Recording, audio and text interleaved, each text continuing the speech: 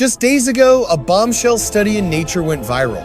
It claims that if advanced aliens exist, more than 1,700 star systems may have had the perfect angle to quietly watch Earth since our civilization began. This sparked heated debate online. Have we been under alien surveillance for a very long time? Are we really the observers? Or the ones being observed? Before we panic, let's look at the facts. On June 25th, the US released an official UFO report.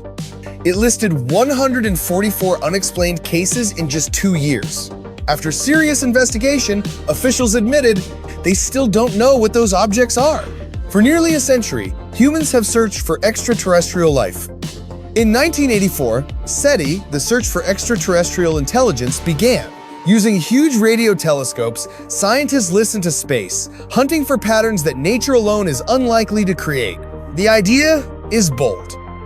If another civilization is broadcasting, its signals might hide in that static, find a pattern that looks truly artificial, and we may finally prove that we're not alone. But we haven't only listened, we've also spoken. On August 20th, 1977, Voyager 2 launched from Kennedy Space Center. Unlike Voyager 1, it carried the Golden Record. Sounds and images of Earth are music, languages, and a brief portrait of human civilization. Built from durable materials, that record could last hundreds of millions of years. To some, that's exciting. To others, it's frightening. Are we giving away our home address to unknown civilizations that might not be friendly? In reality, Voyager 2 hasn't even left the solar system yet. At its current speed, it needs about 30,000 more years to fully escape the Sunday. If someone finds it one day, they probably won't be meeting us. But whatever comes after us, Stephen Hawking often warned that we should be cautious. He argued that we shouldn't reply to mysterious signals from deep space. If a civilization is powerful enough to reach us, it might also be powerful enough to destroy us. Hawking compared this to Europeans arriving in the Americas. For indigenous peoples, first contact meant disaster, not friendship. He feared that if aliens discover Earth, we might play the role of the weaker, less advanced civilization. Others, like Nobel laureate Enrico Fermi, asked a different question. If life is common and advanced civilizations exist, then where is everybody? If their technology is far beyond ours, they may already know exactly where Earth is. Recent studies show many star systems could see Earth cross the Sun, just as we study distant exoplanets. From there, Earth would stand out as a living world. So yes, in principle, someone could have monitored our planet for a long time. Some people now worry that their whole lives are under alien surveillance, like a cosmic reality show. But before we imagine cameras behind every star, we should remember the true scale of the universe and the strict limits of physics. First, space is unimaginably vast. Even traveling from Earth to Mars takes at least 6 months with current rockets. And that's still inside our tiny solar system. Between stars, travel times stretch to decades, centuries, or far longer. Einstein's theory of relativity says the speed of light is the ultimate limit. As far as we know, no spacecraft can reach, let alone exceed, that speed. Any civilization, however advanced, still has to obey these rules. Second, because light has a finite speed, nobody sees anything in real time. They always see the past.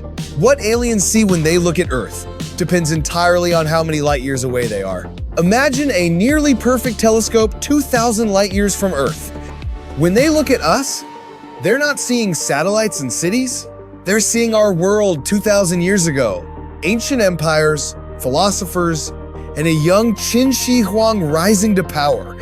From that distance, they wouldn't even know we've built radios or rockets. For them, modern humanity hasn't appeared yet. So even if someone is watching, they may be watching a version of us that no longer exists. Third, the universe itself is dynamic. Stars are born, shine, and die. Planets form under specific, fragile conditions.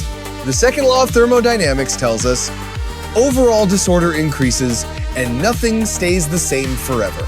Life is even more fragile. The right ingredients, environment, and timescale must all line up. Complex, intelligent life is rarer still. A technological civilization like ours is rarer again. So even if other civilizations exist, there may not be many. Some could be less advanced than we are. Others may have already risen and vanished, leaving behind ruins and fading signals, stretched thin by the expansion of space. And even if a far more advanced civilization is out there, that doesn't mean they care about Earth. Our star may be just one dim point among hundreds of billions. They might never visit, not out of kindness or fear, but simple indifference.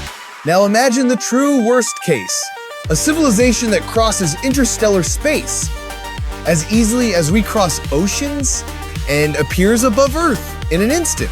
If that day comes, their technology would be so far beyond ours that resistance would be almost meaningless. Our weapons would look like toys to them. In that situation, fear changes nothing.